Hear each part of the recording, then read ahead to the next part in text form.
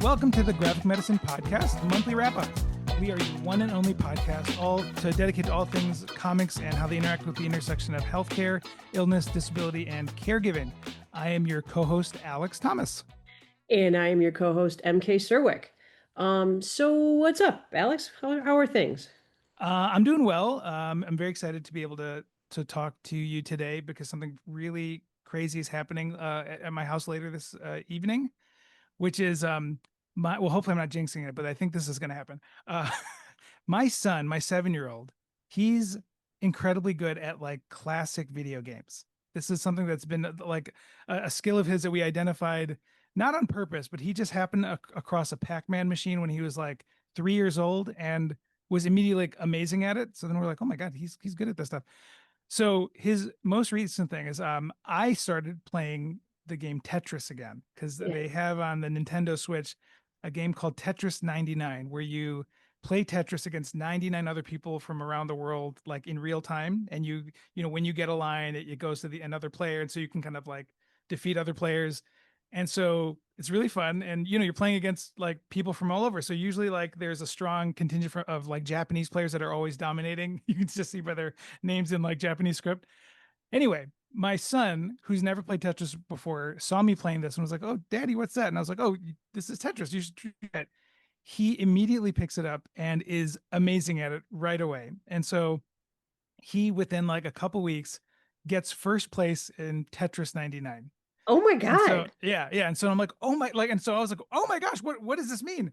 What it means is that then you get inducted into a higher league called Tetris Invictus, where Oh my God. then you play against 99 other first place winners of the first round. So then you're playing like the best of the best on planet Earth. Okay. Oh my God. It's a pyramid. Yes. And so then George is doing this and he's like so excited. And I was like, Georgie, if you win, he's like, what's going to happen if I win? I was like, oh my gosh, if you win Tetris 99, you're going to be on the news. This is like, you have to be like the youngest player to win Tetris 99. And he's like, okay, yeah, I'll be on the news. I'll be on the news. Okay.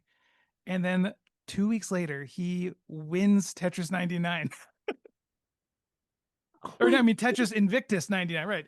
Oh my So God. he won this thing. And so like I was watching him play, and the funniest thing when Georgie plays is he's completely not bothered. He's like chit-chatting, like just and making small talk. And meanwhile, these pieces are going like going super fast. I'm like, how are you not stressed out? And he's not. So anyway, I'm watching him do this, and he wins, and he's like, I won. When is the God. news coming? Is the My news coming son, now? you're right. You promised it. I Yeah. know. So then I was like, oh my God, the news. And I was like, I don't know, buddy. Let me see what let me see what I can do. I mean, it is a big deal. So then I I emailed around, and I had a friend who just had like media contacts. And so he happened to have the contact info of the Chicago Sun-Times. And so I just sent an email to report me like, I don't know if this is a story, but my son did this. And he's like, yeah, that's great. So the Chicago Sun-Times is coming this afternoon when my son is home from school to interview him and watch him play Tetris. Oh my God. That's so fun. You had me I on the know. edge of my seat, Alex. That's Oh amazing. my gosh. Yeah, it's crazy. I mean, it's like as a non-athletic video game obsessed child and now adult, this is like watching, I'm sure watching your son get a home run, or I don't know. I have no My sports son's in equivalent or the anything about NBA it. now. Yeah. My Yeah, exactly. 7-year-old son is in the NBA now. And it's such a weird thing. And it's funny because like his classmates, no one knows what Tetris is. So he's like trying to explain it at school, and they're like, what game is this? I'm like, it's a 40-year-old game that my son is really good at for some reason. Yeah. And adults will care, but the other kids are like, I which know. is probably good because you don't want to be like the famous kid in class, right? Like it's better Exactly. for Yeah. adults to think you're awesome. Yeah. But it's funny because he also has no concept of exactly even what this would be. So he was so excited this week. He was just telling all his friends at school that he was going to be on TV, and I'm like, it's not TV, it's a newspaper, and I don't know if they're going to do it also, but just Yeah. Yeah. You're trying to like dial back. Yeah. I know, Like, because I'm like, I don't know. I mean, maybe there's going to be obviously like other news stories that could preempt the coverage of a Tetris champion, but we'll see. Hopefully yeah, he'll make it. But I can confirm the guy is coming today, so that is oh my happening. God. That is so fun. That is so And fun. that's Like, I love Yeah. it. Thank you for sharing that story. I Yeah. love it. I love it. Well, So what's reminds going me on of with you? Yeah. yeah, yeah, everything's good. So this is a funny story that you can appreciate, and I hope our listeners will as well. So I used to live 3 blocks from the Old Town School of Folk Music, as you know, because we would meet occasionally because you took classes, right, in I drumming, did. right? Yeah. Hmm. That's how your band formed, right, at the Old Town Yep. School. So, for those of you who don't know, in our international, the Old Town School is just a storied music education school in Chicago. It's got this amazing history, like Pete Seeger before, like just this. You walk in the place and you just feel the history, and so I had been trying to learn guitar with one-on-one with teachers, and one of my teachers I just absolutely adored. We get along famously, but I felt like the analogy I would make is I feel like you're a grad school teacher, but I need a preschool teacher, right? Right. And he tried, but I said, like, I needed you to start with like how to hold my guitar. And he's like, I don't know, you just hold it. He's like, what do you want to play? And any one-on-one teacher I work with would just be like, well, what do you want to play? Let's just learn that. And I'm like, no, I got to start way babyier. Yeah. So I decided that really the only thing I could do was to take a class at the Old Town School of Folk Music. Now I live 70 miles away now. Right. We live in Michigan, but there is a train called the South Shore. I can take the train and hop on the Ravenswood in Millennium Park, and I am now taking an 2-hour commute to the Old Town School of Folk Music to take Oh guitar my classes. gosh. That's amazing. Who is Yeah. your teacher? It's a guy named Ruben. I can't remember his last name, but he wasn't there last week because he's off in California recording his next album. He's a classical guitar player. Yeah. And then the guy that filled in actually, his name is Joel, and he does children's songs. So he writes Uh-huh. songs for kids. And so, but it's both have been exactly what he needed to be because Oh my they're the gosh. experts, right? Yeah. Like a friend of mine who went to the Berklee School of Music told me that which is like one of the best American schools of music, he said, um, I mean, this is like a degree program in music. And he said that early on they divide them in two tracks. Like, are you going to be a performing musician or are you going to teach music? And so he chose performing musician. And so it made me realize how intense the skills to actually teach someone music Yeah. are. And they're not the same as the skills you need to be a good musician. And not to say Hmm. that the teachers aren't good musicians, because they are. But Yeah. that's just, and maybe it's the same with comics. I don't know. I'm kind of curious. Like, it's made me start thinking about that. But anyway, so that's my big. That's amazing. I mean, the Old Town School, yeah, it's amazing. I think, what I started taking classes are like 10 years ago. And, I'm a very much an amateur drummer and I hadn't played drums in like 10 years. And so I had a friend who convinced me to join one of these ensemble classes there where it's just a bunch of other like, you know, adults who like are just kind of wanting to learn music and at various levels and that you kind of advance into these ensemble classes as you learn more skills and it was such a great place to like meet adults doing like a hobby that you normally wouldn't have encountered, like in your like 30s and 40s and later, so it's one of those things where it's like, how do you make new friends as an adult? Like this is a great way to do it. And yeah, and as you kind of take these classes, you meet all these other people and everyone is so supportive. Right. So then you kind of have this like built-in audience where like a lot of these classes will end with like a performance at like a venue, like a little like bar or something where you're on stage, and then like all your classmates come and show up, and you all support each other. It's such a great place, and yeah, and so yeah, like you said, like a lot of the people that I met there over the years, we formed kind of bands and have been playing together since, like independent of Old Town, but very much like we all are from that school for sure. Yeah, yeah, and like one thing that this Joel, I want to say Joel Frater, but that's not his name. But he said is like music is a communal experience.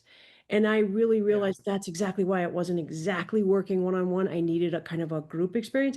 And the cool thing is at the end of even 101, like you barely know how to hold your guitar, they say after class, come for an hour to everyone who's in a class on this floor is actually going to be in an ensemble room and people are going to be ahead of you, people are going to be behind you, but just go. I haven't gone yet because I was like, I have to get 2 hours to get home, but I am going to right. start going where they're like, even if all you can do is strum one of the chords they're going to play every 10 bars or whatever, go do Yeah, that. And then you get that feeling for the group of music. And so, yeah, I mean, it's interesting because as you were talking, I was again thinking about like, okay, we are on the graphic medicine podcast. How does this connect?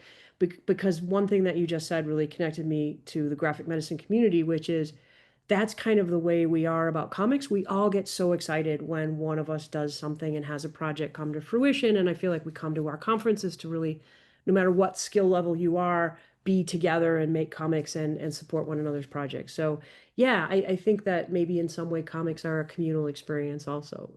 I hope. I'd like to think. Yeah, no, I agree. I think that part of why the graphic medicine conferences are so meaningful for people is that yeah, a lot of times when you're kind of creating a comic, you're very much in isolation. So then being able to share it and kind of get immediate feedback from people who are reading, like maybe not even the finished product, but kind of giving you feedback of early stages of things. It's all really important, and I think that having like a safe, supportive environment when you're doing something creative and oftentimes vulnerable is a huge thing. And I think, I mean, with Old Town, I don't know if this will happen at some point with you, but they also have no qualms about like, yeah, and now also sing. And like, what? Yeah. You'd be And like, so wait, like, what? yeah, and but it's like it's great because you feel like yeah, okay, this is I'm gonna do it and be vulnerable and do it, and it's yeah, it's a great place to kind of like encourage people to move outside of their comfort zone, especially like once again it's like people who like maybe haven't done either grew up playing music, and so to Yeah. learn something new, and that's very much true in terms of like the graphic medicine community where we are welcoming people who are maybe new to drawing, new to comics, but also like really passionate, enthusiastic about it. And so I think such an important thing about that is having like a supportive environment. And I think like things like drawing together are great, venues where, you kind of feel that community and encourage that vulnerability. And then also like creativity. I think that comes from that. Yeah, and sharing skills of how to be better, right? Like, oh, Mhm. you've got short arms, so why don't you try holding your guitar this way, right? Like, Right. same thing with like, yeah, you can't draw hands. Here's another workaround, or here's how you can Yes. get better. Yeah, yeah, I love it. Yeah. And that ties really well into kind of the now I didn't intend this as a segue, ties really well into what we're doing with our guest today. Yes. So our guest today, who will be with us shortly, is Ellen Forney. Her new book is out, "The Adventures of You: How to Write, Draw, and Star in Your Own Comics." It's an amazing book that we are going to be talking with her about. So she'll be with us shortly. So stay tuned for that. But first, as we always do in our third episode, graphic medicine news. Yeah, so I've got news from the website. Speaking of drawing together, we are returning this month. We take a summer hiatus, and we're coming back this month, and I'm really excited about it. I'm going to be the host, and I'm.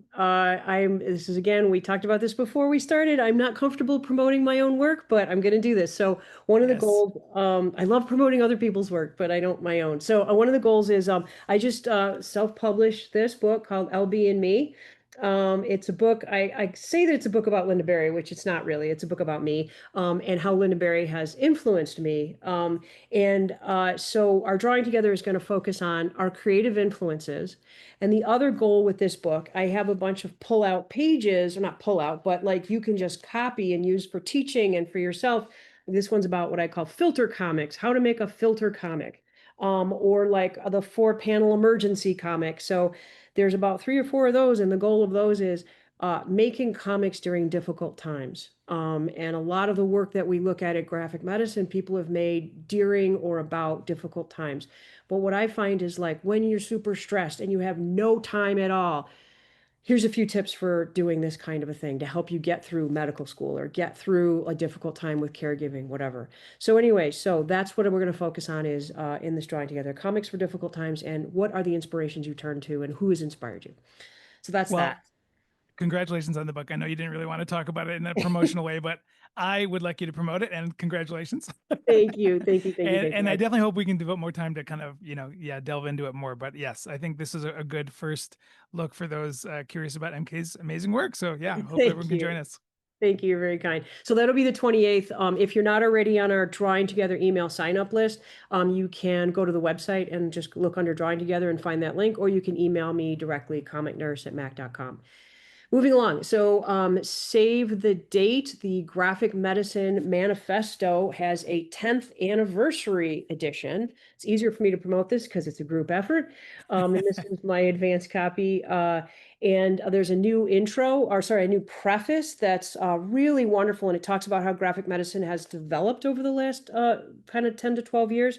And Susan Squire, Juliet McMullen, and Brian Callender wrote that.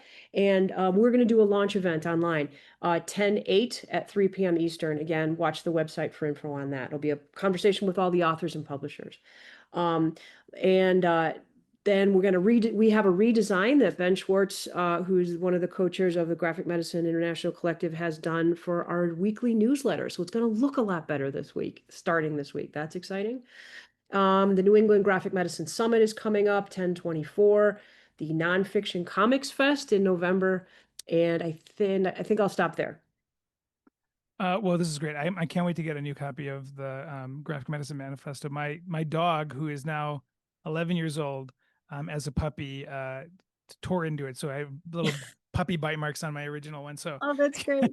you know, he didn't eat it. It's still readable, but there's tooth marks on the outside of it. I love it. Okay, so the news I have from the GMIC board, the big news is that we are looking for a new treasurer. Matthew No, our amazing treasurer, is going to be stepping down as treasurer, and so we are looking for someone that can replace his role, which was an invaluable role with a lot of what we do. So basically, the treasurer is the financial steward of our nonprofit organization. They work closely with the rest of the board and chairs to ensure that everything is transparent, compliant, and accurate.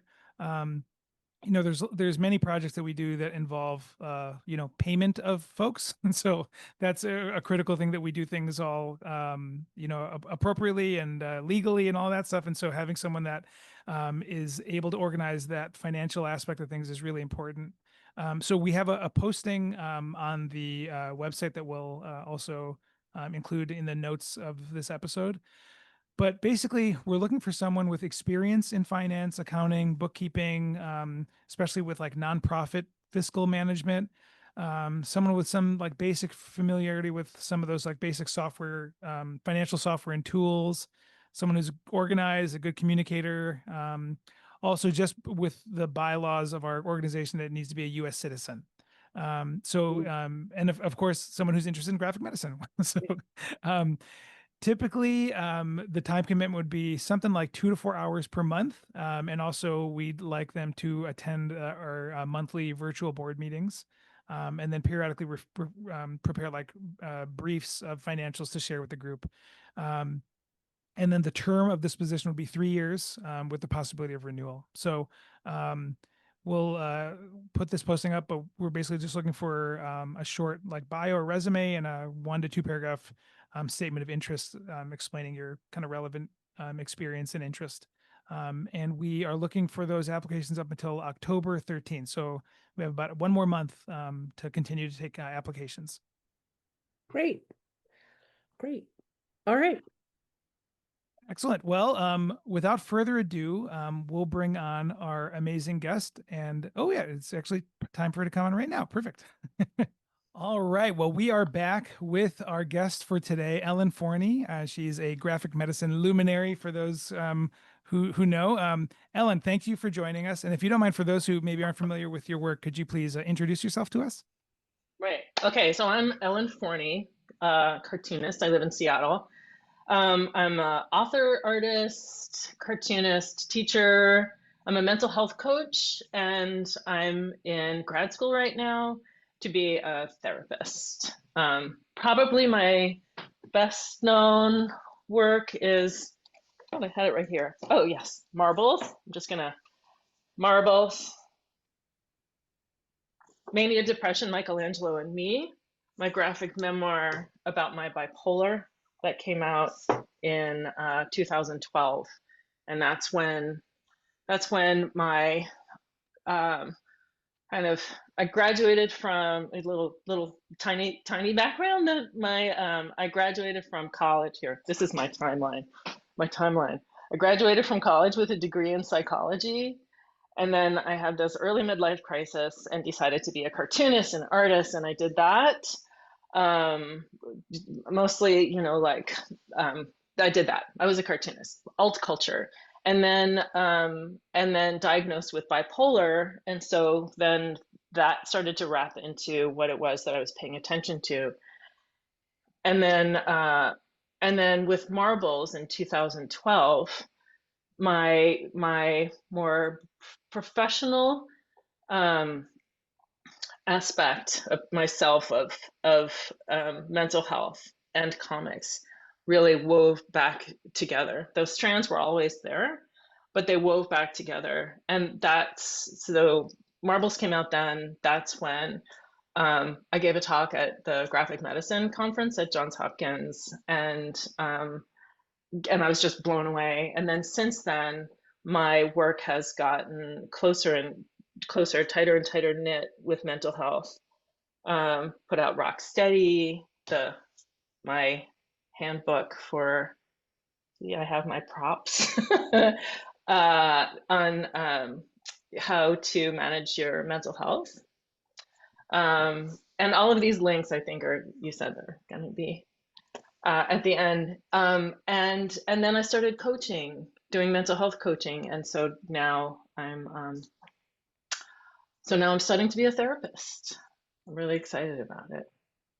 That's wonderful. That's wonderful. And we're gonna get to all of those aspects, but I want to like go all the way back and tell you that I am Okay. actually an OG Ellen Forney fan. Like I have Monkey Food. I was 7 in 1975. Like loved that and still do.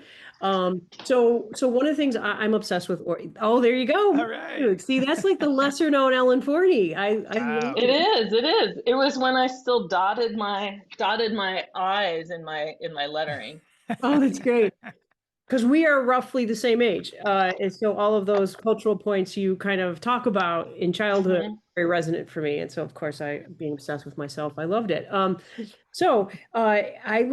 obsessed with also origin stories. So you sort of said in just kind of talking about your story, you kind of glossed over, you're like, oh, I got a degree in psychology, and then I decided I would be a cartoonist. What Right. happened there? What's that origin story there? Right. Well, I was, in deciding if I wanted to be a professional cartoonist, this thing that I loved, this thing that was my expression of, like who I was, did I want to do that for money? Did I want to do that with the parameters and restrictions that would and the kind of psychological, I don't know, what felt like a certain at the time, like cheapening of my vision, something like that. And so I decided not to go into arts as a profession. Um, and then I just, you know, I was working on a short-term psychiatric unit, which was really intense.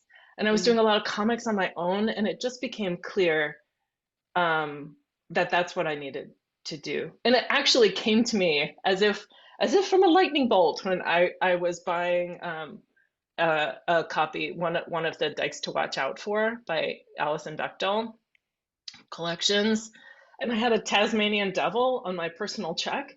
And the Seattle has a lot of cartoonists in it, and the clerk asked me, "Are you a cartoonist?" And it was kind of like I felt like somebody outed me, right? And I said, "No, why?" I remember still saying that. No, why? Like, what did you see in me? And he was like, "I don't know. You're doing the like the Tasmanian." And I realized that was, and then that was what I needed to do, and that was, and I'm whatever. I'm so glad, I guess.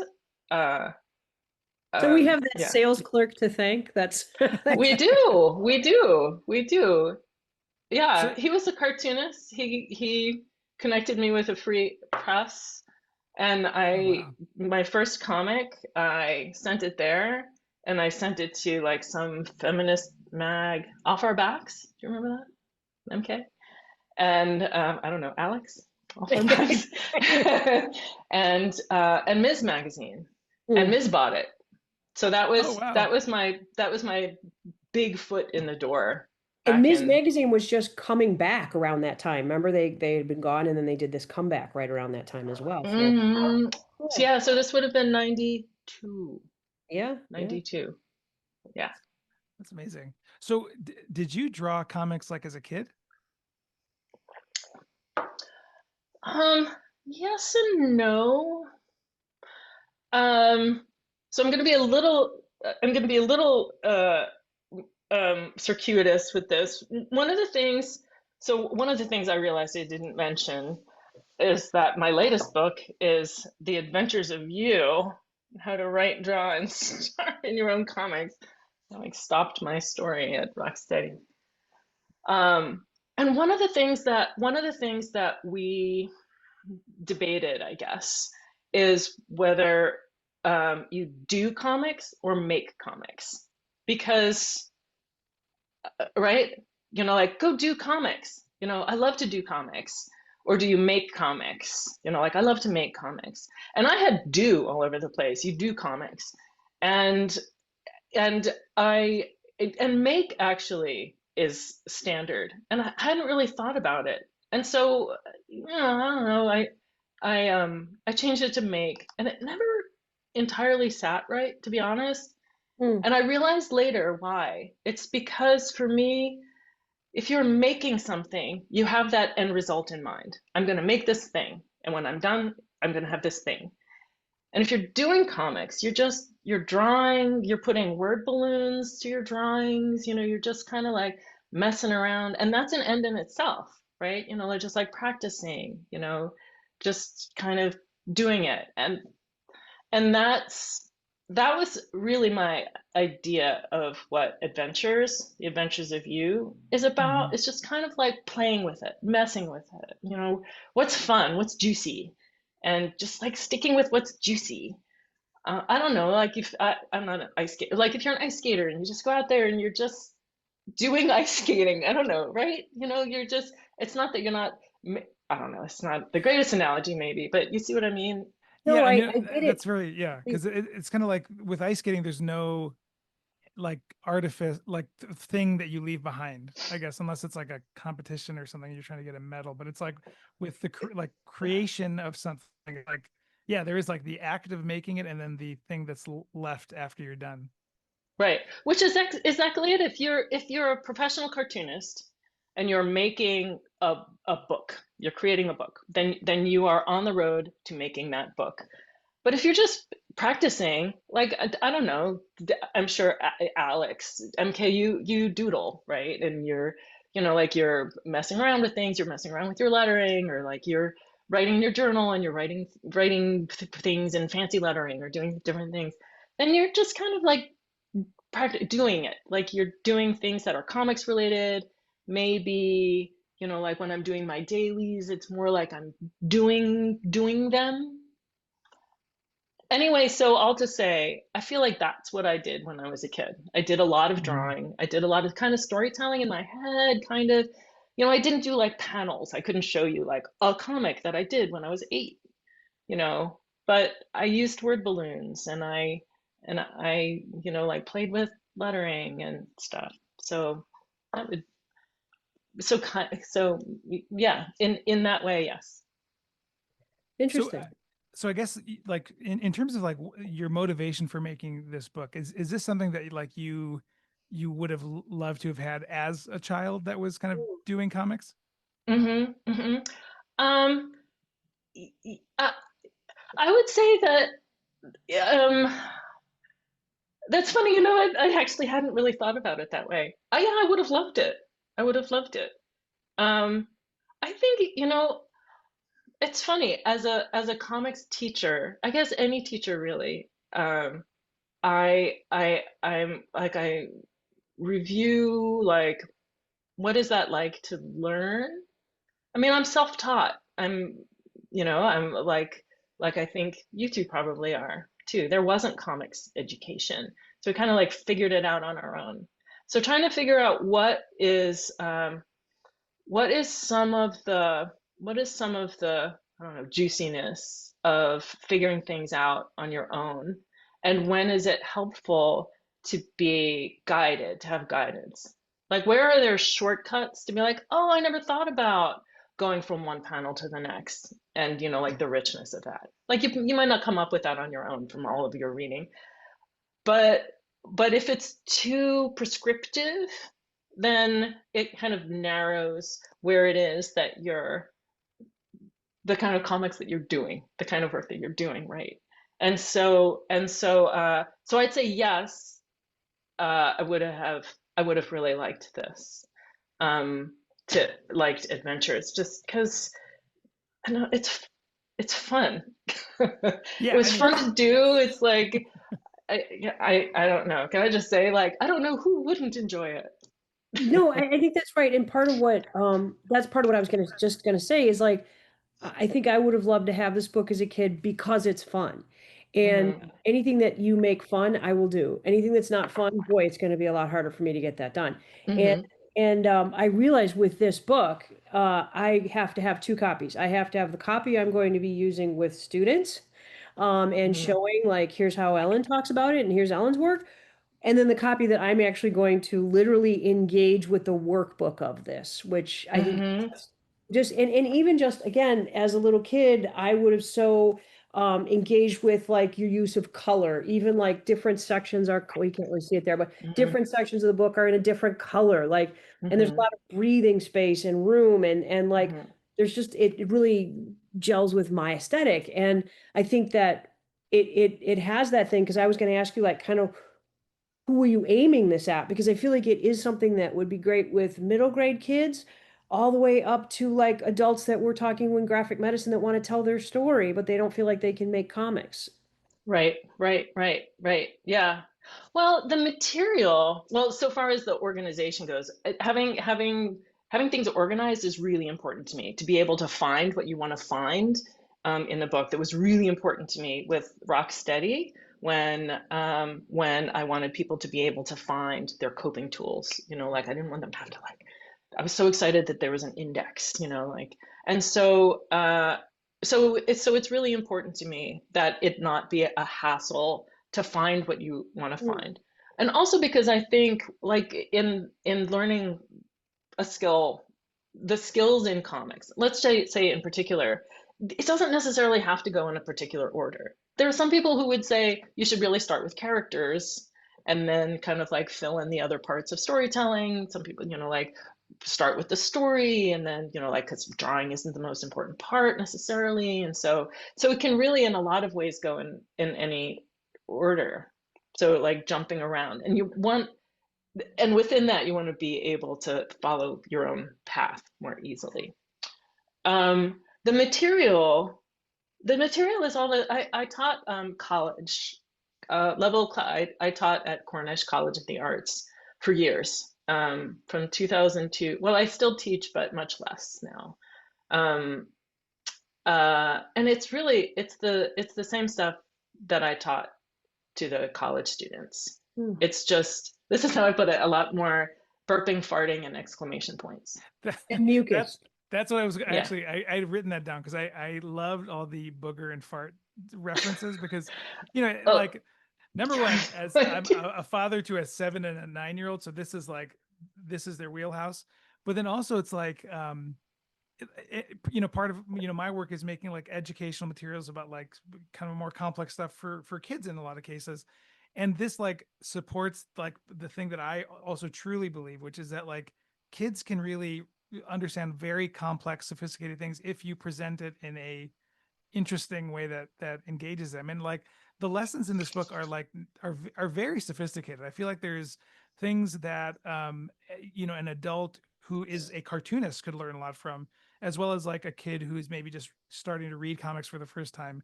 But it's just it's presented in such a engaging and also like non-threatening way where you kind of don't realize that you're getting this like serious lesson in like Hmm. comics and panel layout. And I mean the my favorite part is the section where you talk about the balance of words and pictures, because that is such a important thing with comics that I don't think is really talked about enough, even like formally. Um, Hmm. and you do it in such a great way that, I mean, I'll call it a specific page. It's in the page 95 of this of the section about the, I think the chapter is combining words and pictures, and you basically just go through a sequence of like a guy knocking on a door and there's a monster on the other side of the door, and just having like different versions of that balance of like images and text going back and forth, and how like the image, doesn't necessarily need to like act out what the text is saying. And a lot of times when it's the Hmm. opposite, it's even more entertaining. Just seeing all these different permutations of that um, is Can we so show it? interesting. Yeah, yeah. We'll So we'll this cut to it is also. okay. Oh, you will. You'll cut to Yeah, it. yeah. All I'll cut right. to it. Okay, Um, never mind.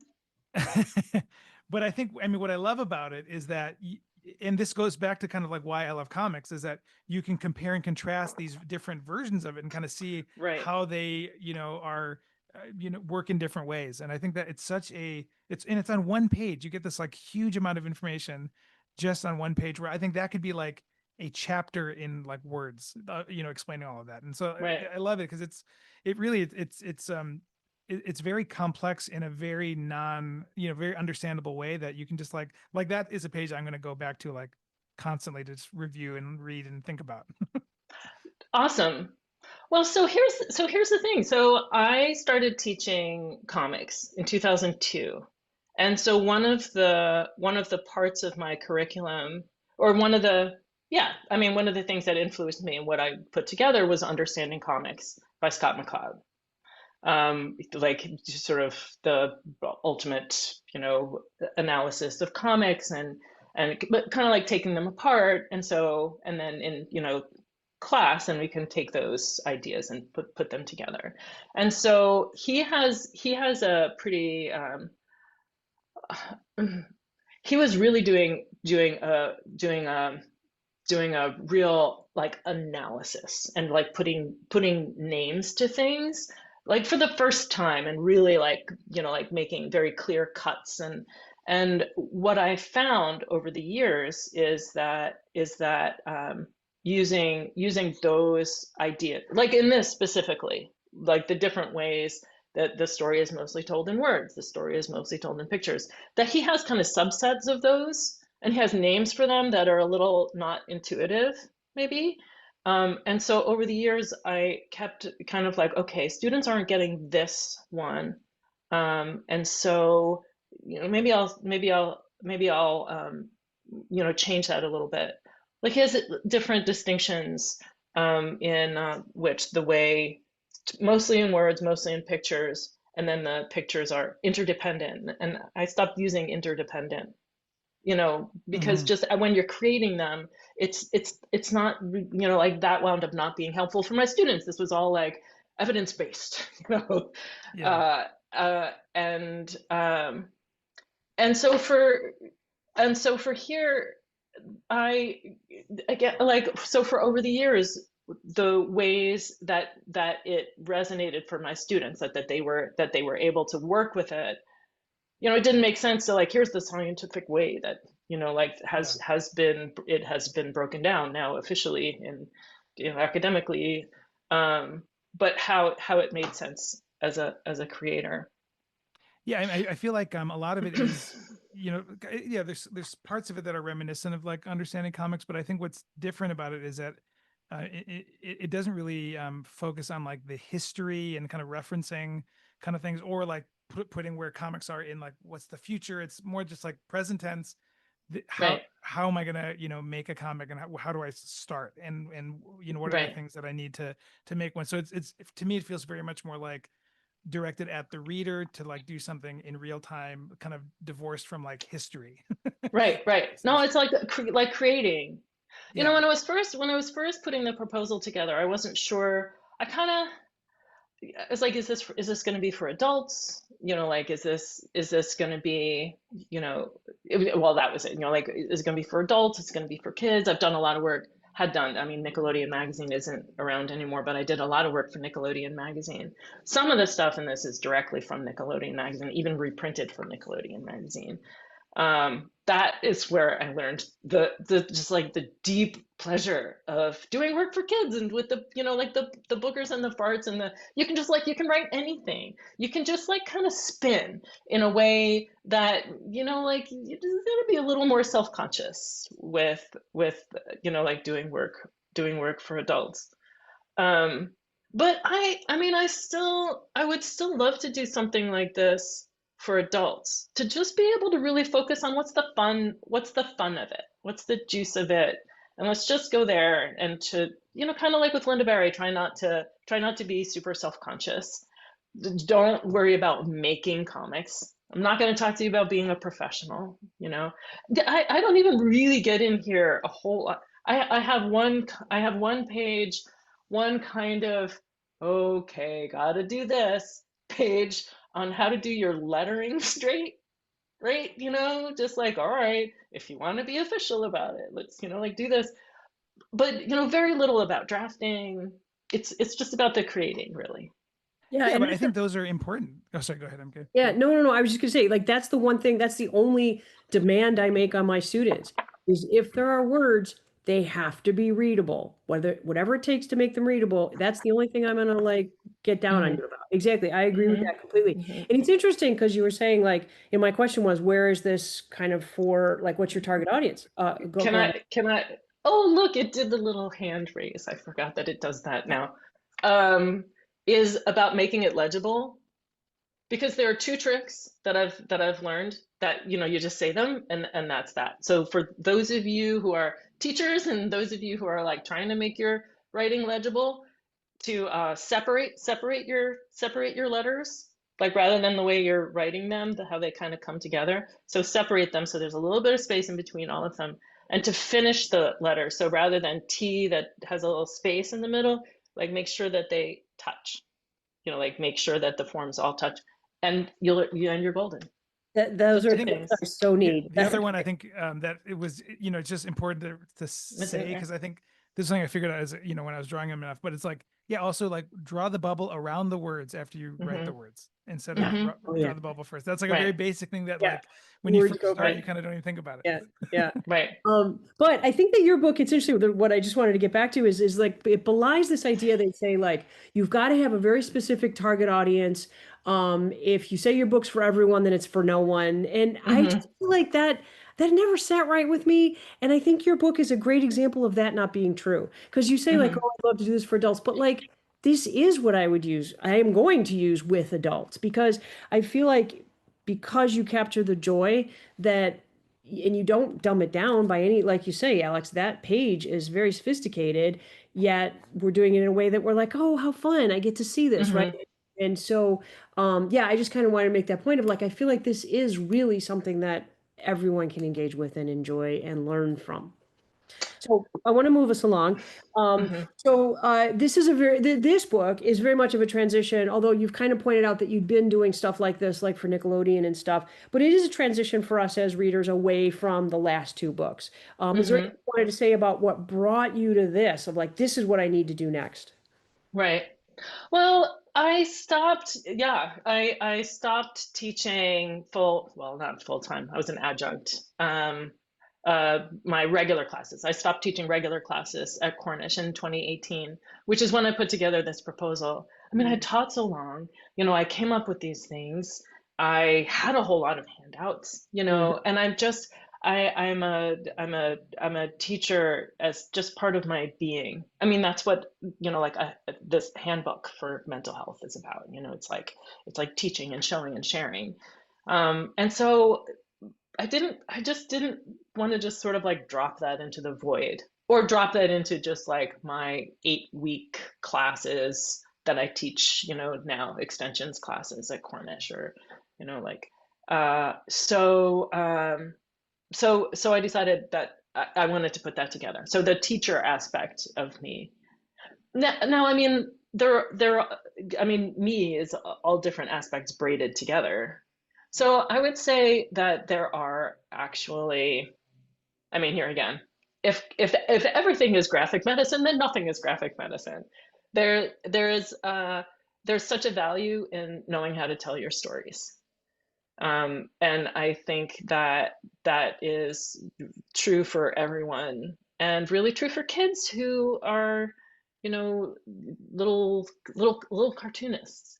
There are a couple of places that I that I that I like, without saying you can write this about emotional things, Mm. reader, that I just kind of like put that in there.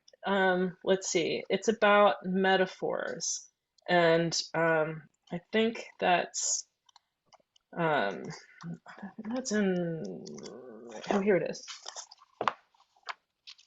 So the making of a metaphor. Actually, this was really cool. Did you know, I was like, the light bulb as an idea, that started somewhere, right? And it was from Felix the cat. It was like when he had an idea and like ping, there was a light bulb. And it's something that we all recognize. It's a visual metaphor that we're so used to that we don't even really think about it.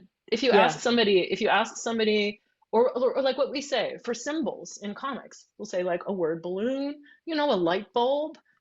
And I don't think anybody has ever asked me, why a light bulb? You know, you're just like, oh, it seems right, right? And so that's the kind of visual metaphor that I think is really strong, that's in comics, that is really satisfying to create. And so for the visual metaphor, I have one that's a troubled person. So this is page 100, obviously. And it's, if you're feeling overwhelmed, might feel like you're on a roller coaster. You might play with the symbols. So I wanted to just kind of sneak in there that you can tell all sorts of stories. And I feel like there are a lot of hidden things in adventures. There are a lot of little details, little puns, little things in the corners. There's one there's the comic The Mystery of the Mysterious Mystery. See, like there's one thing, it's so fun to do stuff for kids, right? The mystery of the mystery. And there's one character who has a bird on his shoulder, and it changes in every panel. It's a little parakeet, it's an owl, it's like different things. And most readers aren't going to notice that. But for the people who notice that, it's really satisfying. And part of that is the juice and the joy of creating comics. There Yeah, was one what? section along those lines where like you said, it was just kind of like hinted that you could kind of tell different stories. Where it was, I think it was an exercise where it was like a puppy eats something and it could do like different things. And then one was like, or the puppy dies, and I was like, whoa. But Right, it's like, yeah, that like the story can go anywhere you want it to be, and it can go somewhere that's not like, super upbeat. And I thought that was right, great because right. once again, with kids, especially, like there is such a buy-in, when kids don't feel like you're talking down to them, and so like, and that's why like a lot of times like the literature that it's really into, or where kids are like in peril in the stories where it's not safe, and I think because I think kids know that like that is true. As much as we Mhm. like try to shield them in like the media, we try to show them, it's like they understand that the world is kind of not always a positive, place. And so I think having that honest kind of acknowledgement of it is really helpful. And I think it gives kids an idea that this is like, okay, we're not talking down to you with this. Right, Yeah, right, absolutely. right. And the power of, and we've talked about this in graphic medicine of the counter narrative, right? Like, so if there's illness in your family, the story has got to be that it brings you all together and it's a wonderful experience, even though maybe it Right. was painful. But Right. if that's not how it went for you and your family, then you feel worse reading that.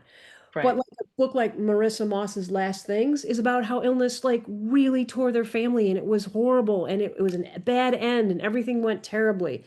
But yet somehow, you still in like those are counter narratives are really important because like you say, Alex, that's reality. And kids get that and we all get that. And so it's really important for those stories to be represented as well and for us to be able to tell those stories that don't Yeah. go what we're expected to be told. Yeah.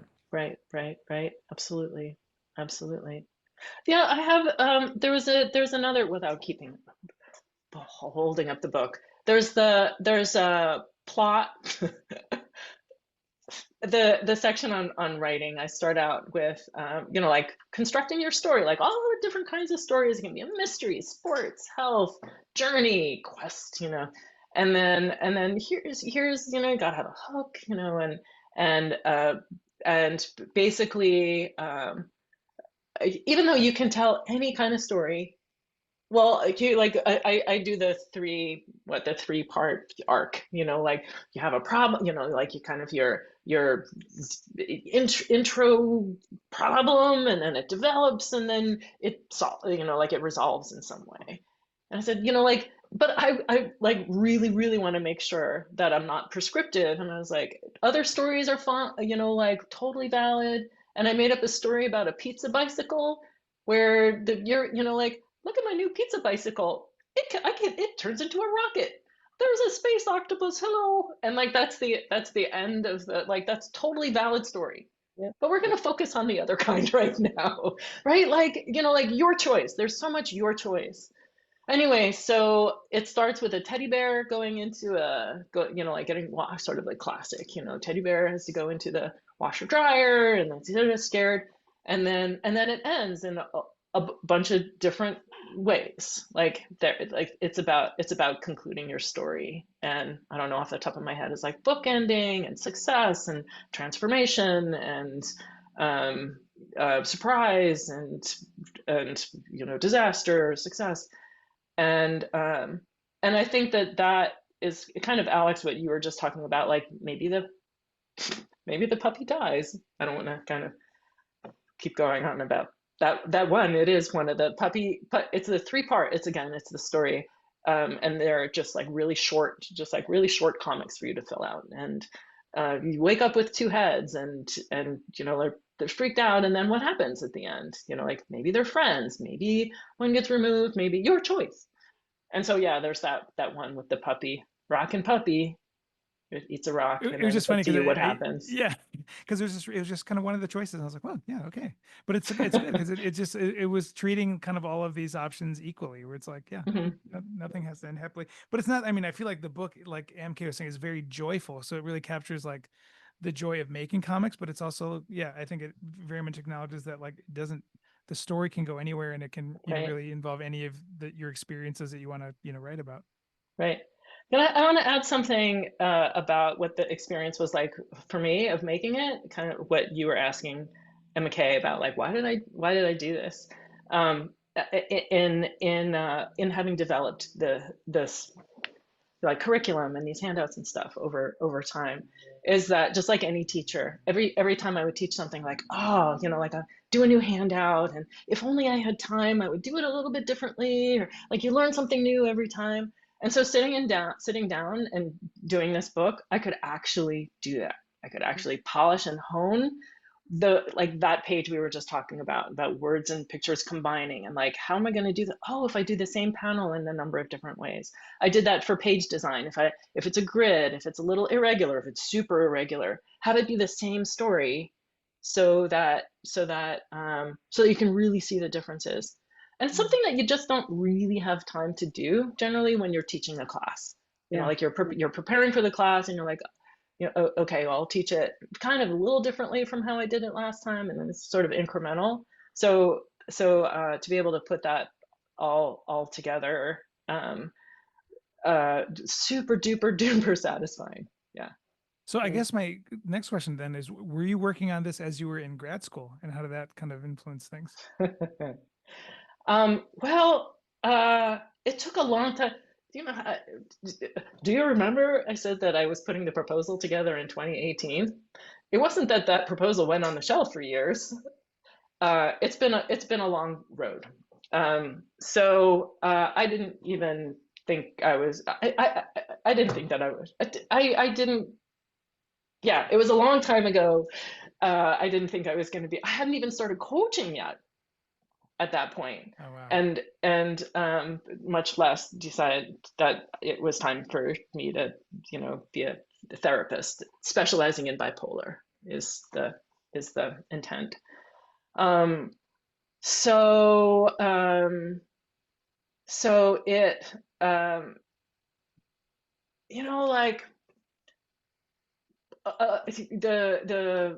like some stopping and starting just because that's how some projects start, and then my editor left, and I had a new editor who wasn't, like, she had all this new stuff on the desk, and then the pandemic happened, and then there was just this is like one thing after another, one big thing after another. So the answer is no. I wasn't in grad school yet. I hadn't even thought that I was, I didn't have that plan. And we did our best to get as much finalized before I started school as possible. Mm-hmm. Yeah, we did our best. Yeah. So tell us more about grad school and that kind of transition into what you're doing now. Right. Well, I'm going into my second year, uh, and it's a 2-year program. So I'm almost. I mean, there's going to be a number of hours of supervised counseling, but so that's really exciting to me. That's getting closer and closer. It's a kick to be a student. I mean, here we said I was 7 and 75, so I'm 57. I'm a fair bit older than most of my classmates. It is a kick. It is a kick to be a student, to be a student again. To be just like reading stuff and discussing stuff. And in the School of Social Work too, like we all care about other people, and so everybody, you can just turn to the person next to you or someone in the hall and have the kind of pings and connections that are just such a joy as a human in a community that is open to that kind of connecting. And I'm doing a practicum. I'm going to be, doing supervised counseling this next year, and I'm really excited about that.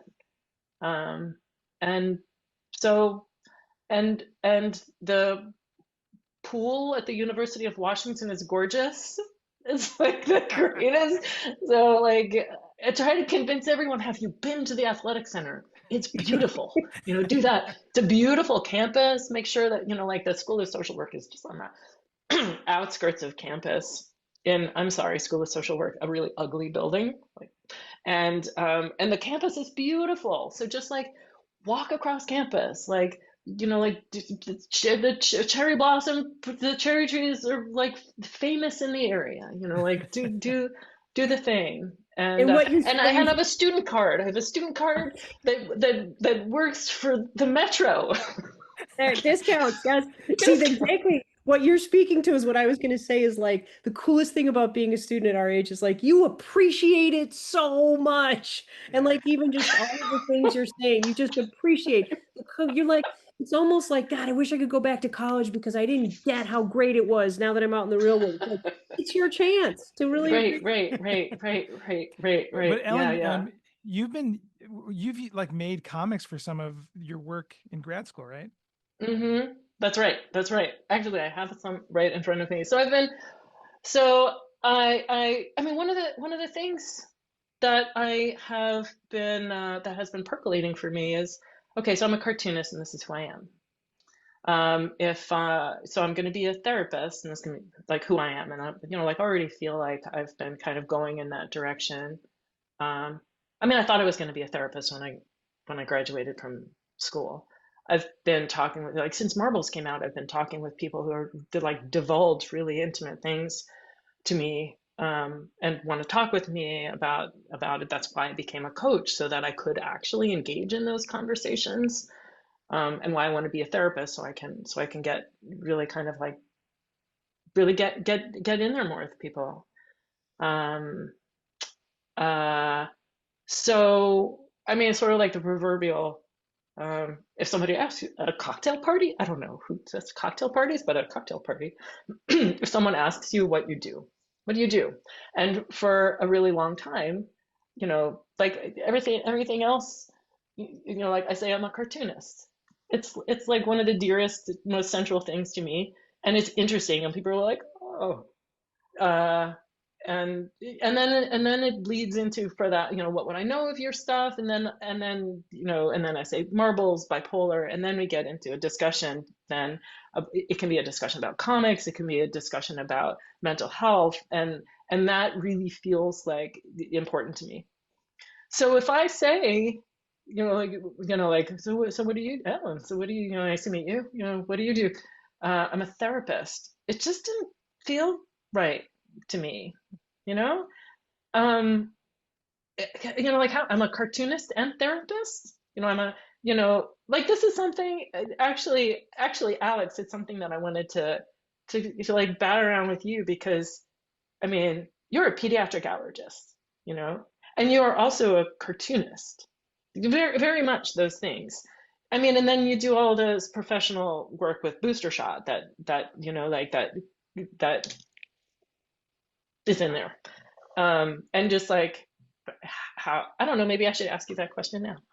Well, I'm going I to mean, I think that interrupt myself and well, I think I mean, like MK as well. I think that graphic medicine, I think, well, encourages multi-hyphenate type people. so, hmm so I think we're hmm all kind of multiple things by just kind of how we came to this kind of, field. right. Um, so it's very funny because I feel like I'm almost the opposite, where I, am now, feeling more comfortable to talk about being a cartoonist if someone would ask me at a cocktail party rather than, hey, yeah, I'm a pediatrician or whatever. So it's almost hmm like we're in inverse kind of relationships to our jobs. But yeah, I don't know. I think for me, they're very much tied to each other. So I think, in a cocktail party situation, I probably would end up mentioning both things eventually. Right, Um, right. and so for me, I think, you have obviously a lot to say about both, but I think, if you're working as a therapist, that is what you are. And then you also are a cartoonist. Yeah. Well, so I thought so.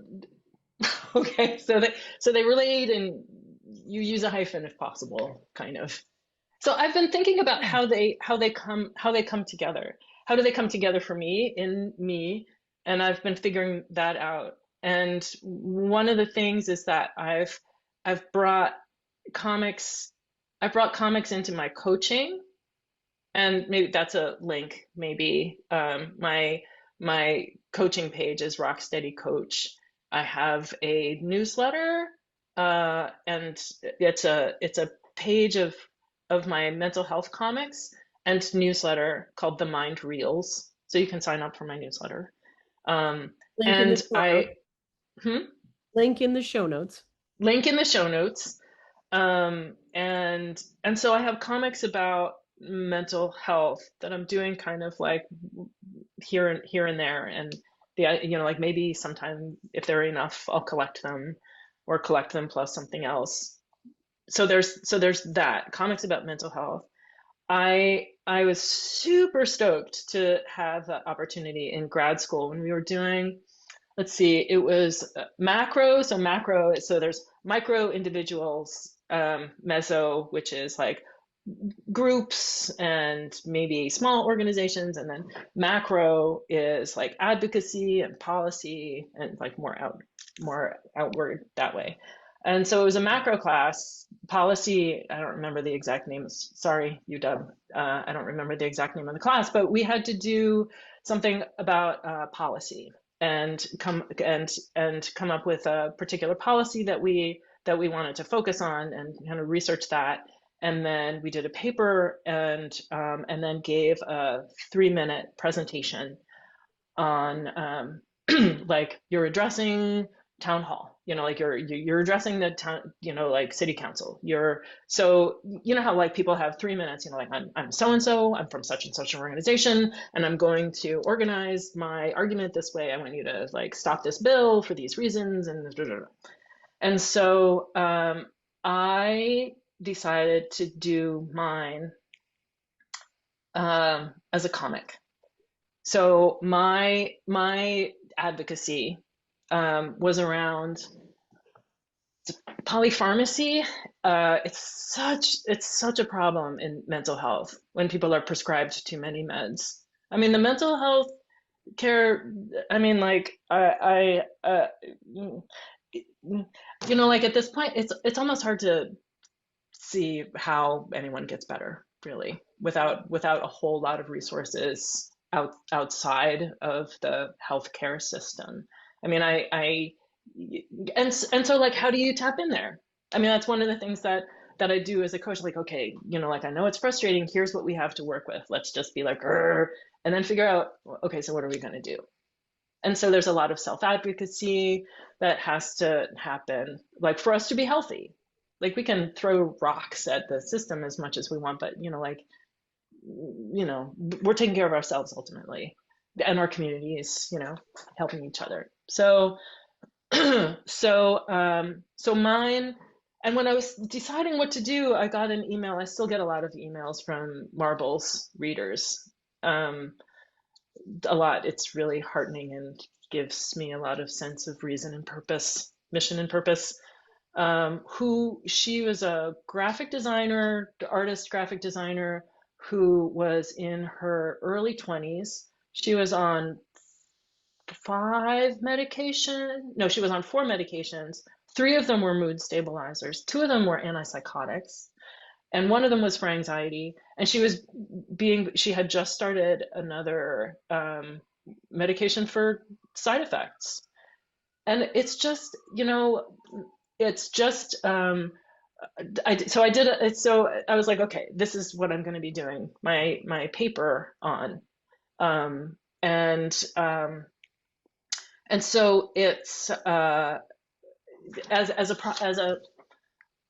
as an issue, to present it as an issue that's a problem. And it's, you know, I looked up a lot of studies. It's counterproductive. I mean, it's one of the reasons that people go off of their meds. It's not, you know, like non-compliant or non-adherent, or it's those things, but it's also like if people are foggy and they can't do, oh, that was the thing, is that she said that she couldn't do her work anymore. And what did I recommend? And one of them is, do you like your psychiatrist, or do you like whoever it is who's prescribing, who might just be her family practitioner? Because that's the system right now, is professionals who maybe care a lot, but they have this role now of prescribing without necessarily a whole lot of time to get in there, or training, or staying on top of studies about these different antipsychotics and what other medications are they on. Anyway, okay, wait, let me bring it in. So so I decided that was what I was going to do. This is it's a double-sided page that's easy to print out. It's called Millions of Pills. It just seemed frustrated with taking so many psych meds. Are they work? I'm not going to read the whole thing. Are they working, or do you feel like a zombie? It just seems like millions of pills. And I introduced what polypharmacy is, and some reasons that it is that it's bad: liver damage, drug interactions, the expense, decreased effectiveness. And then the next page is things that you can do, advocating for yourself. Like I was just saying, do you trust your med prescriber? Have you researched your meds? Maybe research your meds. Here's one place that you might research. And so you can be knowledgeable when you talk to your psychiatrist for 15 minutes next month, you know? And then other reasons to promote for public awareness, and then different things that you can do. And one of the things is to copy this, and copy or print it out. I have it as a downloadable PDF on my coaching website, where there will be a link. Show notes. And you can print it out and fold it in half and hand it out. So so I did that as for that class. And then just to follow that up, in spring, we had, in a different class, we had do a project, you know, like do an actual project, get out there. And so 2 other students came on board, and we distributed them to let's see, it actually went over best with therapists. And I think some individuals, but it's kind of a lot to take in, like, oh my God, this thing that I've been doing and investing myself in might be harmful. it's a lot to take in. So it's been um, helpful to think about how that might land maybe a little more easily when there is a person handing it to you who knows you, like a therapist being like, Yeah. yeah. So, Ellen, just to kind of go back to your question you had for me. So this is why multi-hyphenate people should be more plentiful in the world. You know what I Yes. mean? Because I think like the idea that like number one, you have the ability to create and distill kind of that information into something that can really promote change, but also that you like are now in a world where you're exposed to the needs that you may not have been aware of as much if you weren't, in grad school or now, in practice, in the years ahead. And so part of why I think like what I love about graphic medicine, but also why it's not a thing that we should shy from, but it's like important to actually have these additional skills and abilities, and then have the ability to kind of enter these worlds that maybe a cartoonist normally isn't privy to. Because I think in healthcare especially, we are given, honestly, like the gift of being able to bear witness to a lot of personal problems that people may experience that you wouldn't really pick up on, in other fields. Hmm. And so it's like, what do you do with that information? You can help the individual, and that's kind of what, healthcare a lot of times what we're trained to do. But then it's like, as a cartoonist, you have the ability to create materials that can extend beyond the one-on-one interaction. And that's kind of where I do feel like I wish there were more cartoonists in practicing healthcare, at the same time, because it's like there's so much work that can be done that can improve things and that can bring advocacy and all of those things. So yeah, I'm just very happy that you're doing all that. It's great. Yeah, I'm and gonna, and oh, go ahead. oh, well, you go ahead, MK. So I was just going to say it's a really strong skill set of yours to take really complex things and have really efficient methods of presenting them. And one of the whole I do a course where there's four focus areas of what graphic medicine does well, and one whole focus area is advocacy. And I think that Alex, you're absolutely right. There's this opportunity that we have when we see things and we have a background of exposure to it that we then can translate it to tools for advocacy. And I think that, I made a note that I'm going to print out that polypharmacy as a great example of advocacy. And Mm, that I think is some of the thank best you. and highest work that graphic medicine can do is to see these challenges that we face and provide patient empowerment. Because what you're doing Uh-huh. in that Right. handout is saying, a lot of times people will say back to me, isn't that the doctor's job? I just don't bother worrying about that because I think that's the Hmm. doctor's job to figure that out. But the truth is, when you have multiple physicians in different practice areas that really are only focusing on their practice area, they're not looking at the big picture of you and the big picture of the meds that you're taking. And so what you're saying is you're giving people the tools to take possession of their care and step up and even just ask the right questions. Not they don't have to have the answers, just ask the right questions. Right, right. Ask the right questions, and and I mean, my mother is a retired pediatrician, and I know she left Kaiser when when she would have had to learn everything about computers, and and but I remember even there she was starting to feel like, like she had to see a lot of people, and there was a lot of information, and it was very different from when she first started out. I mean, she was in a small group practice, like originally. I mean, that has its own whatevers, but the way, I mean, the way that you could maybe like to think of like the family doctor who gets to know their patients and their families and their backgrounds, like, how's your father, like, I know that he's had a problem with his hip, and like whatever, doctors don't have the time and bandwidth generally for that kind of interaction. So like even just just like having your story together and being like, I read that I really don't want to be on more than one antipsychotic, or that these meds, if I'm on them long term, might give me tardive dyskinesia, and so like I just want to make sure, or for me lithium, like your parathyroid, like, have you ever check the levels, like not every doctor can stay on top of all of that stuff. Yeah. I think just I being want aware of the idea of polypharmacy, to. because I think Yeah. just saying those words to a doctor, I think will light up enough of a light bulb to have them think more carefully about it.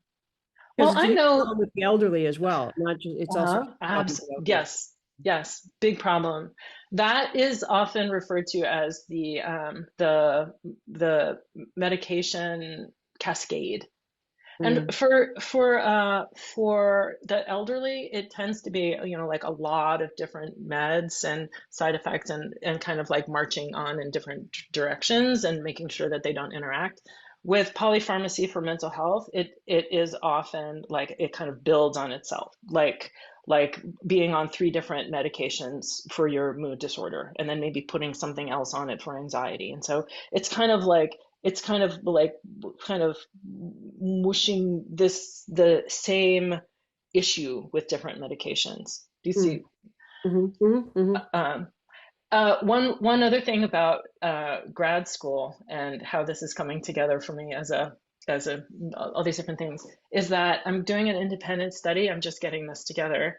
Um, Alex, I think I talked about this with you a little bit um, on on on comics as like, well, I'm thinking of it as narrative therapy. I don't know that that fits exactly. I'm going to be doing a lot more research because now, MK, I'm sure that as a teacher, you know, and teaching graphic medicine, that often people in your class will come up with things that are really personal. You know, like I've had, you know, like with one student who's like, oh, she's dealing with her dailies about her husband that had just died 3 months previous. And so her stuff was very, like, there was a lot of stuff in the rain, and, you know, like she was working through a lot of stuff. And we really, like, wow, that's a lot. Thanks for trusting us. You Mm, know, like, but that wasn't part of the class. But what if it mm. could be? Like, Yeah. what if I teach metaphors, and what does that feel like? And that would be a part of like a group.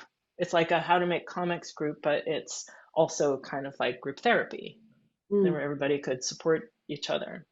And also as individual therapy, maybe.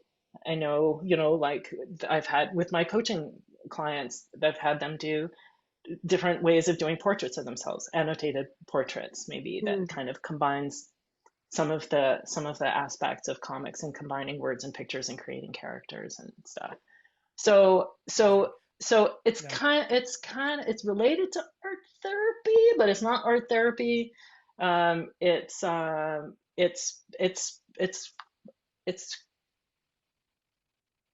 yeah, it's It's something new. It's something new. I mean, graphic because narrative yeah. therapy, yeah, maybe. I don't it's know. very rich. Yeah, I mean, and also like there's a great like kind of what you're thinking of reminding me of the way that in sociology, I think it's sociology or anthropology, they use body maps, right? And the history of Mhm. body maps, like kind of saying the self-portrait, similar thing. There's a lot of things in there that are, so there's this field called narrative medicine, right? And Mhm. in it, Rita Sharon talks a lot about the goal isn't therapy, but the process may be therapeutic, right? And Mhm. I love that because like I'm teaching medical schools. I'm not there. I'm teaching medical students. I'm not there to be their therapist, but I had this medical student once make a comic that was about like, yeah, I'm dealing with my mother is dying while I'm in med school. But basically then she's like, yeah, that's a thing that's happening that I'm dealing with. But like we're all going through a lot of stuff. Let's stop pretending it's not happening while Mhm. we go through this. And let's start attending to one another while we're living our daily lives and paying attention to what's really happening. So I think like that's kind of a lot of the heart of what you're talking about there is like, let's figure out ways to attend to and what are the tools that graphic medicine brings to allow us to, Mhm. because like you Yeah. I said, mean, go ahead. I think what's exciting about, to contrast that, it's like, what if the goal is therapy? Mm, So it's like, so we're drawing comics and the goal is therapy because you're working with a therapist who's a right, cartoonist. right, It's amazing. It's right. amazing. Exactly, exactly, Yeah. exactly. Yeah. Cool. All right. It's very exciting. I can't wait to see what else you produce in the next year as well as afterwards related to this as well. That's really awesome. And please feel free Yeah. to reach out and share anything that you're coming up with and that you decide to post to your website. So just reach out to us and say, hey, here, I just posted this amazing thing I just did. You know, it's not my book, but it's like this handout. Like, I didn't know about this was already on your website. Like, let us know. And we're happy. Right. Yeah, like that's one of the things about grad school too is the bubble. Yeah, you just Like I move was on. just telling you about these different things that I'm doing. Oh, I'm giving a talk, I'm doing the thing, and like in my introduction, I neglected to even mention this. So speaking of which, Anyway, yes, what are you working on now, and what do you have coming up, and what would you like to plug? so so right now I'm working on grad school.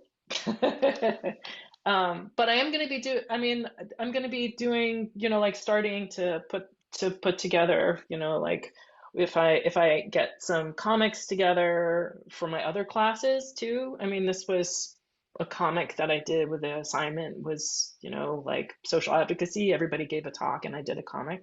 So I'll let you know if I do that. So I have I guess a couple things. I'm going to be the keynote speaker for a bipolar research lecture series. That's a big honor, and it's a really well respected research program in Michigan at the University of Michigan, and that's going to be on Wednesday, October 22. It's live and virtual, and it's free, so you just have to register. Do you have a registration link that we can share? I do have a Great. registration link In the show notes. elsewhere, right? On December 5th, Friday, December 5th, with SAW, they have um, the sequential art workshops. I'm going to be doing a workshop Friday, December 5. That will be me. And Tom and I just suggested that it's fire and things on fire. And there is how to draw fire in Adventures of You. And so we'll be applying that. And then I have some other dates for um, readings and presentations of adventures and all that stuff. Great. And then, do you know where can we get this book? Oh, you can get that book wherever books are sold. I mean, Cool. it's at my local the bookstore. You can get it on Amazon.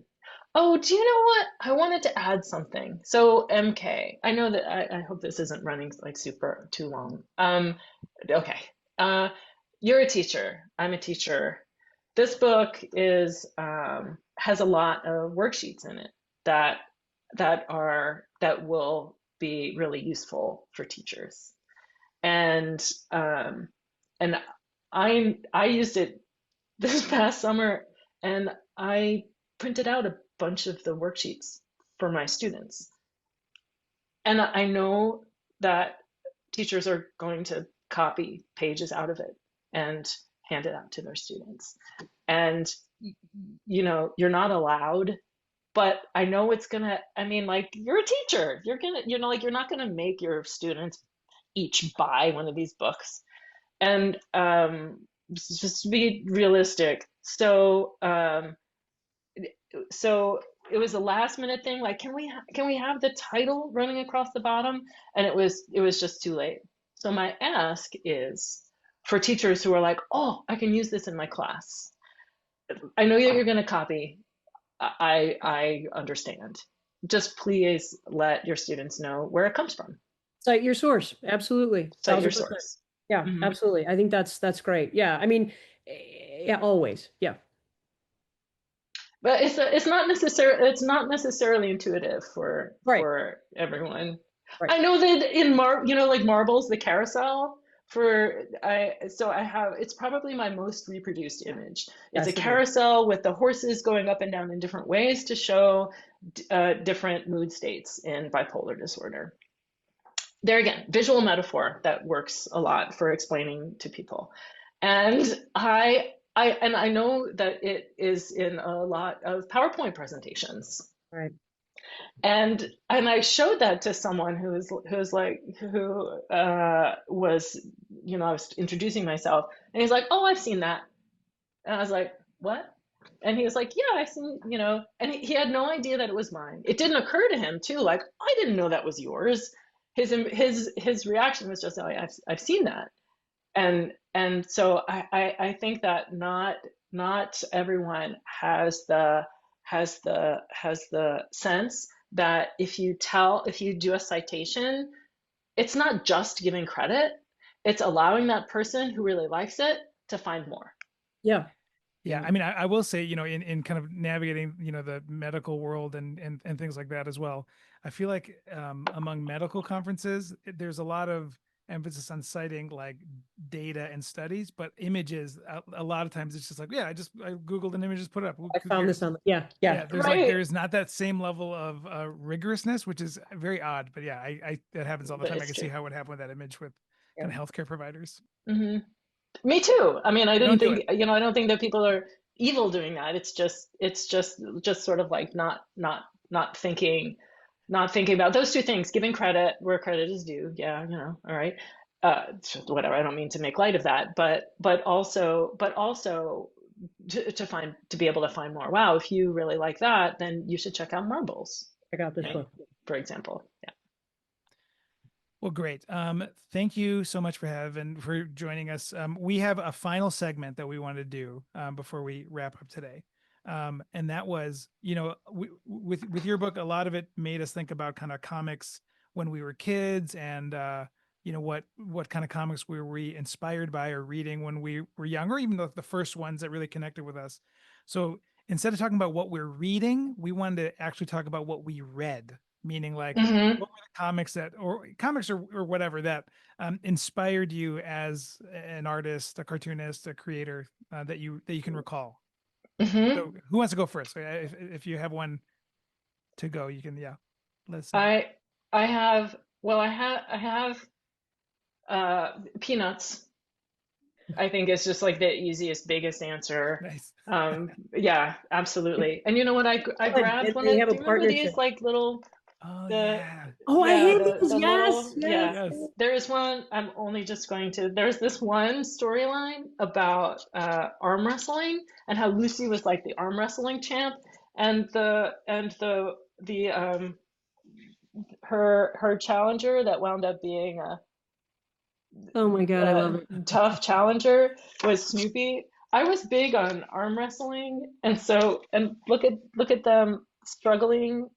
Oh, Uh, that's great. Look at that Oh Emanata. yeah, there you Fabulous. go. where is it? Oh, come on! That's great. It's not focusing. It's amazing. You can tell that it's amazing. Anyway, so I was hoping that the camera would. Anyway, so that I'm also going to do a really quick. Alex, you said that you might do also the things that we're reading now. Oh yes, let's do it. Can I do a Yes. can I do a Yes, quick? please. Yes. So I just grabbed everything that was next to my bedside. So Feeding Ghosts by Tessa Hulse. Yeah. She's a friend of mine. It's this amazing book about the three generations, her mother, and her grandmother. There's a lot about mental health in here too. It's beautiful. It just won a Pulitzer as well. The Cartoonist Club is I Yeah. think an important one for thinking about the adventures of you and who might Mhm. appeal. Raina Telgemeier, just right, incredibly talented and like hilariously popular cartoonist, and Scott McCloud, who we were just talking about, who did Understanding Comics, and this is basically Understanding Comics for kids. Yeah. Which is great. Yeah. That's That's a awesome. great book. And so those two books would be perfect to give a kid for Christmas or whatever, to Hanukkah, whatever holiday in the holiday season that you. And Spent, which Yeah. is Alison Oh yeah. Bechdel's most recent book, which is beautiful. I'm just gonna flash those things. And then Underworld, this is it. This is the last one. Underworld, which Ah, is Kaz. He is one of my favorite cartoonists. Uh, you can just see. I'm sorry, I didn't give it to you to read, but I go through periods where I read just like a page or two before going to sleep. Hmm. They're funny and very dark.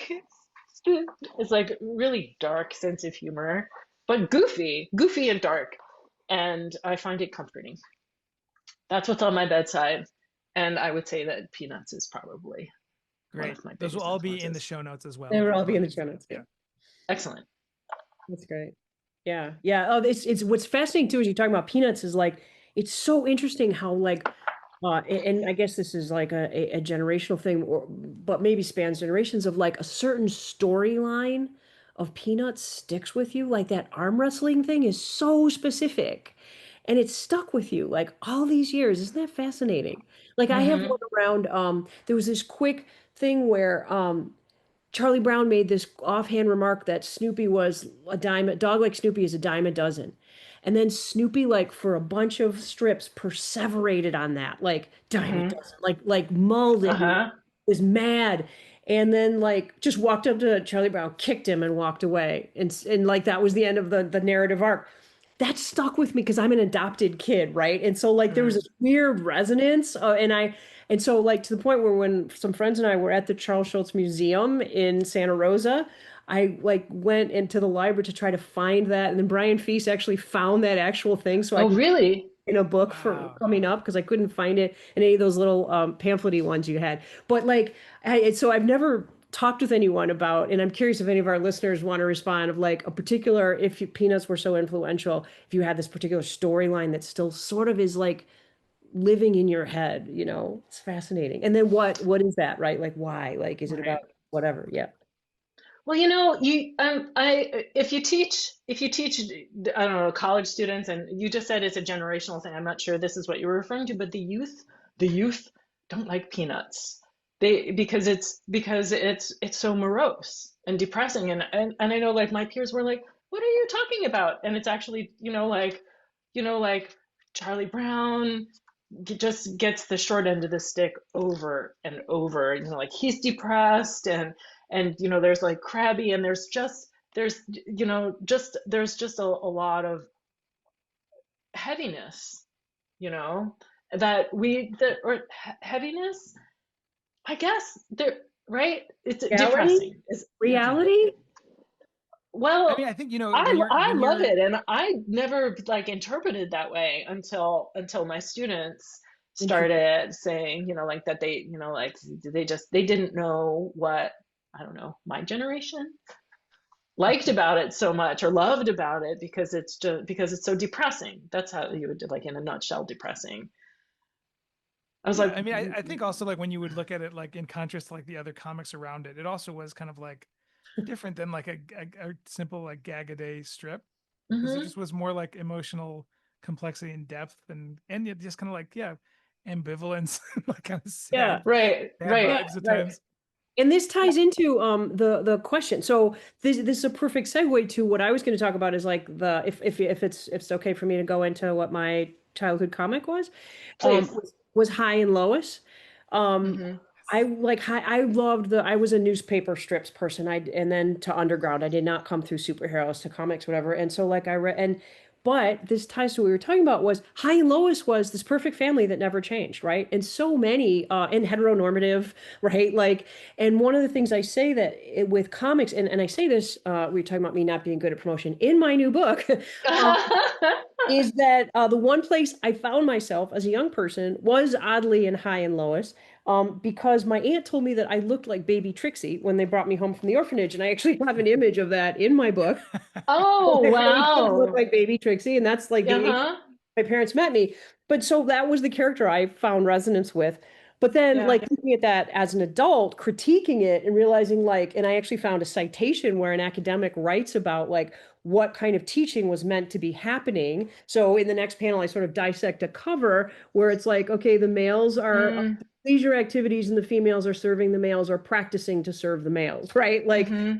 what it was trying to do, interestingly. So anyway, I've gone off on a tangent, but what I was trying to point out is the contrast between the traditional comics on the page and what you might find in Peanuts, right? Which is, yeah, I'm struggling, I'm mad, I'm depressed. Yeah, and I Right. maybe that's why it spoke to some of us because we were looking to find reality in comics, right? Well, I think Yeah. to a lot of us, maybe I don't know, maybe that's a whole paper in itself, like what comics appeal to different generations, like that's a whole other conversation, right? So, Yeah, I mean, I think, with my selection, it's almost kind of a contrast to that because I also, like MK, I was very much a newspaper strip, reader, and I think when I was a kid, that was in my mind. I was like, I want when I grow up, I want to be a newspaper comic strip cartoonist, which like thank God because newspapers barely exist anymore. But I think that that's in my mind kind of what I really connected with, and that's what I read the most. And for me, probably with most humans on Earth, it was Calvin and Hobbes was the comic I connected with the most. And part of what I loved about it was one, even when I was younger, reading it, I was so blown away by the art style that I couldn't mhm. even like imagine how those images were made. I didn't get how you could draw with a brush or any of those things. So I couldn't even understand how the line work was even made. It just seemed like magical, especially in contrast to the comics around it.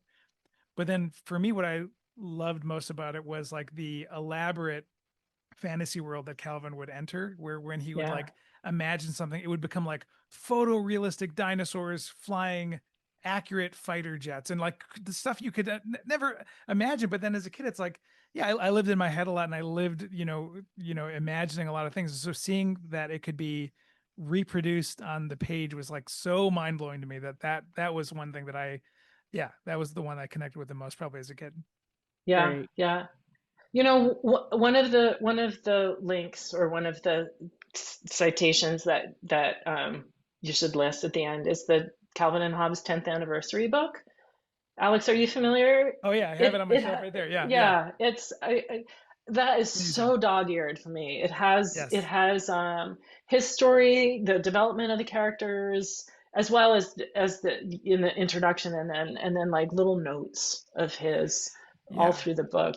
Because so Bill Watterson, I always call him like the J.D. Salinger of comics, where he just kind of Hmm. was like very elusive, and there's so little writing from him about his creative process.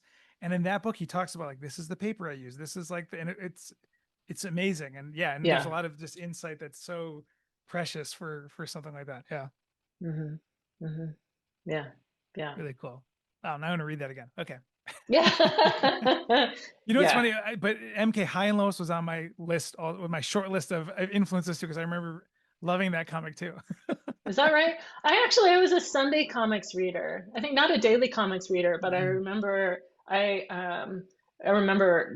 when I was really little, we used to go to the Unitarian Society. It was this really progressive kind of Unitarian, and I remember being in the car waiting for my parents to be done drinking coffee and talking, and with the Sunday paper, and like the smell of the like all the Wizard of Id and like all of Yeah. those, Beetle Bailey and like all of those things. I read all of them. Of course, I read all of them.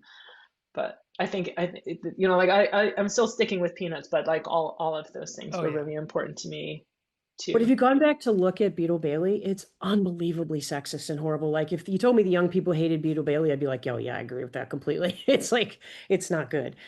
Yeah, But interesting. So then this take me down a rabbit hole. It's like these comics are still being made, but we don't know really. Like so, High and Lois has been going since Yeah. 1954, and there were two creators, and the sons of those creators are still making High and Lois, and the characters still haven't aged, which is really interesting. I need to go deeper down to see like if the storyline has evolved over time, like what does domestic where look like? where are Um, they published? on something called Comics Kingdom, I think is where they're published. Or no, yeah. So anyway, so just Google around, Google High and Lois, and it's like a rabbit hole to go down, which is very interesting. Hmm. Or any Yeah, of the ones it's you loved as a kid. I recommend this to our listeners as well. Just go down a rabbit hole of like, where is it now? it is very odd that there's a lot of those like legacy comics where like the children continue to like, are they drawing them, or it's just so odd that Family there's many. Circle. Yeah, Family Yeah, Circle, the son took over. I Yeah. think Hagar Is the the family circle Horrible. still Yeah, circling? yeah. Wait, and Hagar the Horrible still going? Well, I just remember that like Offspring had continued it. Yeah. I just remember like it was like the same last name. Maybe not now, but This is a yeah, great rabbit hole to go down. Yeah. yeah. But then it's also like, are they actually drawing it, or is this some kind of weird like licensing thing where their name Oh, is on it and interesting. there's Yeah. like a Uh, factory of people just reproducing it? I don't know. Who knows? Yeah. Yeah. Yeah. That's great. Fascinating. All right. Well, this has been a great conversation. We probably should wrap up. um, Yeah, what a pleasure to talk with both of you. This was really, really awesome so way fun. to start out my day. Oh, thank you. Fantastic. Yeah, yeah. I love geeking out about comics. Yes. And it could go on forever. And thank you I for know. Yeah. joining us. We really appreciate it. Yeah, Yeah, and thank you. once again, everyone pick up a copy of this book. It is so amazing. I think it's yeah, I can't wait to, I'm actually like I've already primed my kids to start working on it. So we're gonna go through it. Yeah, that's People great. people have sent me photos of their kids working on it, and actually my niece, who is in her late 20s, is sending me photos of her work that she's done, like the faces she's drawn and the characters she's Oh yeah, drawn. so So yeah, one it's thing. not for ages 9 to 99. Absolutely. One thing like with my kids who are like, fully like digital, video game children, it's like the faces part. It's like, oh, this is like designing a character on the Wii, on like your computer. It's like it's the Oh. same idea. And it's like, oh, but you can draw it and then you are doing it yourself on paper. That's so much more fun. Mm, It's kids. Yeah. interesting. Yeah, yeah. Great. That's another whole discussion, right? I Drawing know. digitally Yeah. versus I have some strong feelings about that too. Yeah. Yeah. Well, thank Us you too. very much. We really appreciate you joining us. Thanks so much for having me, and I look forward to keeping in touch and letting you know and share what the other things that I'm up to, I guess. All right. All right. Take good care. You too.